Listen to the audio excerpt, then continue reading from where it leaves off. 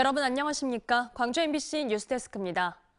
광주연구원이 광주 군공항 이전과 관련해 무안 군민과 한평 군민들을 상대로 여론조사를 매달 하고 있는데요. 최근 눈에 띄는 변화가 나타났습니다. 오차범위 내긴 하지만 한평군은 군공항 찬성 여론이 반대보다 높았고 무안군도 찬성 여론이 이전보다 크게 높아졌습니다. 주현정 기자가 전해드립니다. 광주연구원은 매달 한평군과 무안군민을 상대로 광주 군공항 이전 찬반 여론을 묻고 있습니다. 지난달에 이어 두 번째 여론조사 결과가 나왔는데 무안과 한평에서 광주 군공항 이전 찬성 여론이 높아지고 있는 것으로 나타났습니다. 한평군의 경우 찬성 45.9, 반대 42.9%로 찬성이 3%포인트 높게 나타났는데 이는 그동안 각종 여론조사 중에서 찬성이 반대를 앞지른 첫 번째 사례입니다. 무안군의 경우 찬성 44.4, 반대 47.8로 반대가 3.4%포인트 높았지만 찬반의 격차가 오차범위 이내였습니다. 이번 조사에서 더욱 유의미한 대목은 무안 민심이 한 달 만에 확연히 달라졌다는 점입니다. 지난달 연구원이 실시한 같은 조사에서 무안군민이 광주 군공항 유치를 찬성하는 비율은 37%, 반대하는 비율은 56.0%로 찬반의 차이는 18.9%포인트 차였는데 이번 조사에서는 찬반의 여론이 3.4%포인트 차로 좁혀졌습니다. 전라남도가 적극적으로 군공항 이전을 홍보하고 나선 가운데 군공항 이전이 지역에 꼭 나쁜 것만은 아니라는 여론이 형성되고 있는 것으로 광주연구원은 분석했습니다. 무안군 주민들이 군공항 이전에 대한 혜택을 조금씩 알아가고 그에 대한 반응이 나타나는 경향을 보이고 있는 것 같습니다. 광주연구원은 앞으로도 두 차례 더 여론조사를 이어간다는 계획입니다. 한편 김용록 전남지사는 강기정 광주시장을 다시금 압박했습니다. 김용록 지사는 기자간담회에서 광주시가 민간공항과 군공항의 동시 이전에 대한 답을 해줘야 문제가 쉽게 풀릴 수 있다며 거듭 강기정 광주시장의 화답을 요구했습니다. MBC 뉴스 주현정입니다. 광주시가 내년에 시행을 예고한 청소년 무상교통 사업이 반쪽짜리에 그칠 위기에 놓여 있습니다. 정부의 역대급 세수 결손 사태에 따라 자치단체들이 내년도 살림살이 규모를 축소한 데 따른 건데요. 내년도 사업들 상당수의 예산 축소가 예고되고 있습니다. 보도에 김영찬 기자입니다. 정의당이 제안하고 강기정 광주시장이 화답한 청소년 무상 대중교통 사업. 내년부터 만 12세의 아동은 무료, 만 13세에서 18세 청소년은 올해서 1, 2만 원의 정액권을 지급해 교통비 부담을 줄여준다는 게 요지입니다. 실제 강기정 시장은 지난 6월 청소년 무상교통 사업에 대한 적극적인 검토 의사를 밝히면서 기대감을 높였습니다. 어린이 무인교통과 청소년 패스 정기권을 한번 구체화시켜보자라는 정도로. 하지만 이런 기대와 달리 사업 범위가 축소될 것으로 보입니다. 광주시는 내년부터 12세 어린이까지만 무상교통을 실시할 예정입니다. 59조 원이라는 역대급 세수 결손 사태에 따라 광주시의 세수 역시 5천억 원 가까이 줄어들 것으로 예상되기 때문입니다.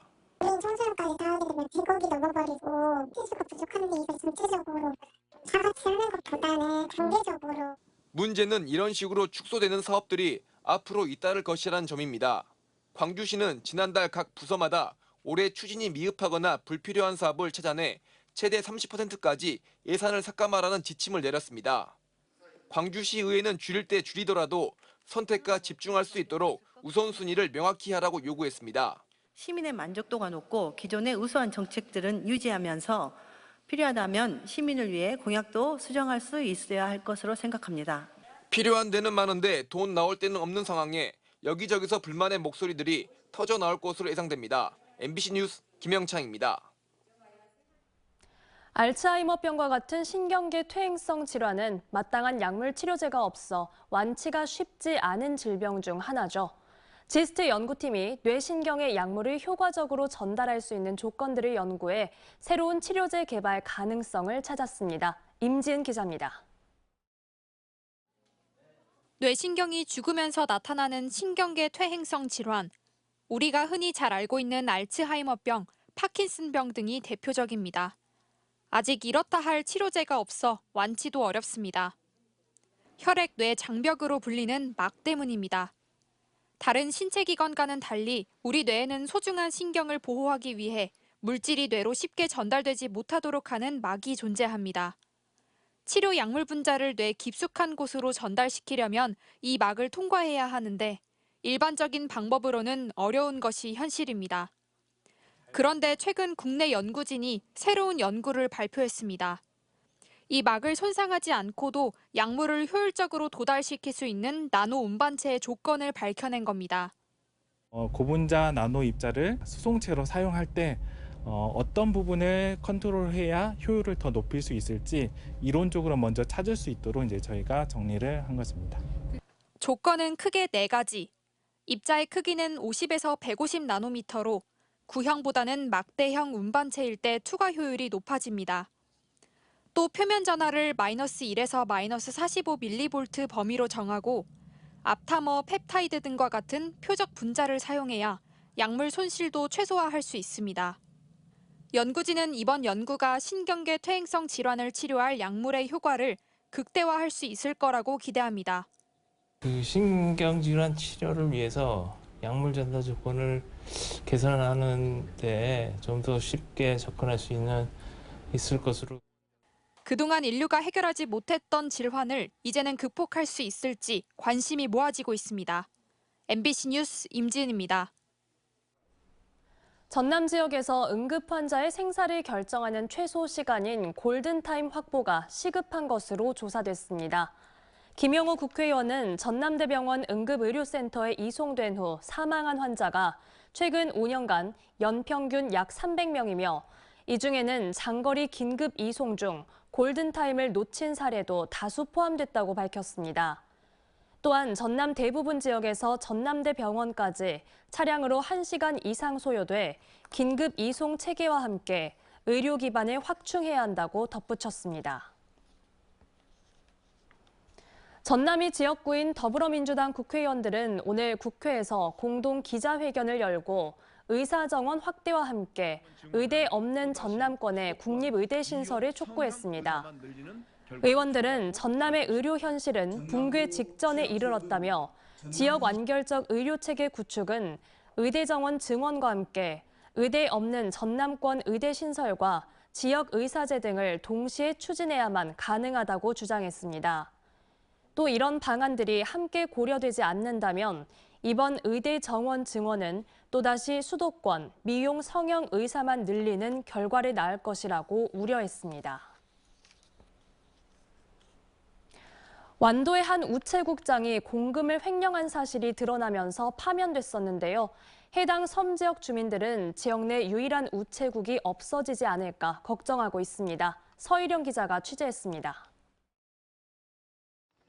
지난 3월부터 7월 사이 우체국장이 금고에서 1억 2천여만 원을 횡령한 사실이 드러난 완도의 한 우체국. 전남지방우정청은 해당 사실을 확인한 뒤 경찰에 수사를 의뢰했고 해당 우체국장을 파면했습니다.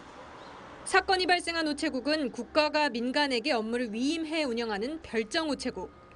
특히 우체국장은 일반 공무원과 달리 국장직을 다른 사람에게 승계할 수 있는 구조입니다.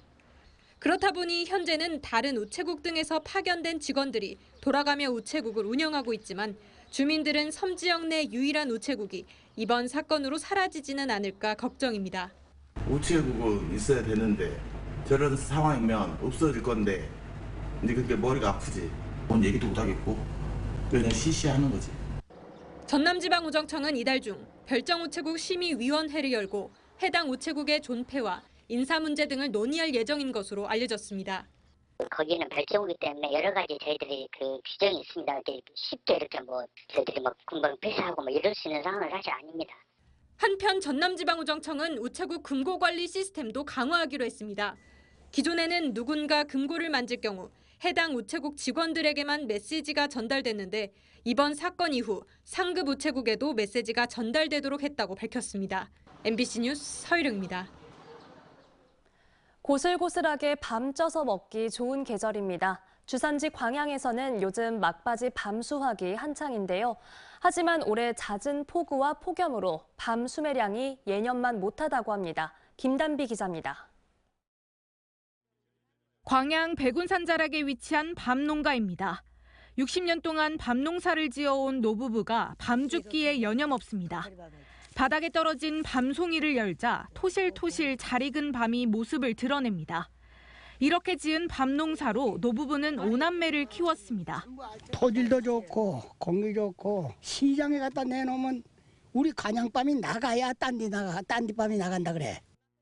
올해 광양 지역 밤 수매량은 240여 톤으로 지난해보다 절반 가까이 줄었습니다.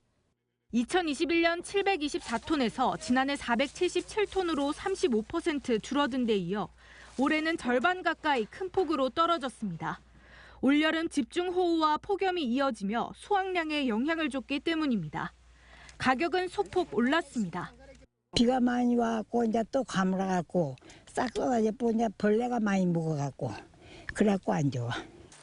해가 갈수록 밤 재배 면적도 줄어들고 있습니다. 올해 광양 밤 재배 면적은 2,000헥타르로 2005년과 비교해 3분의 2가 사라졌습니다.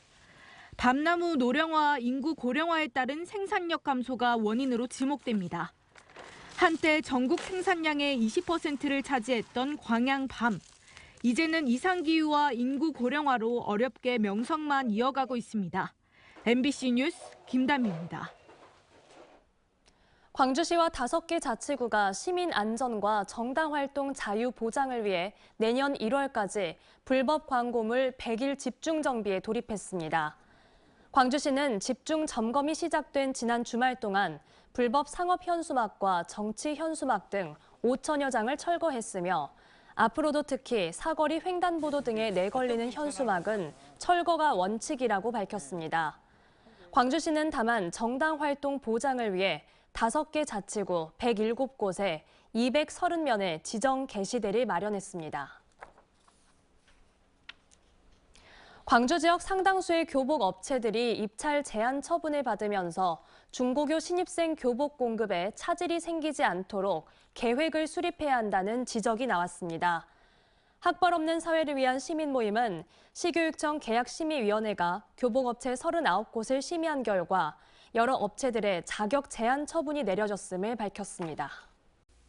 언제 어디서나 내 손 안의 뉴스. 광주 MBC 뉴스 유튜브 구독으로 함께하세요.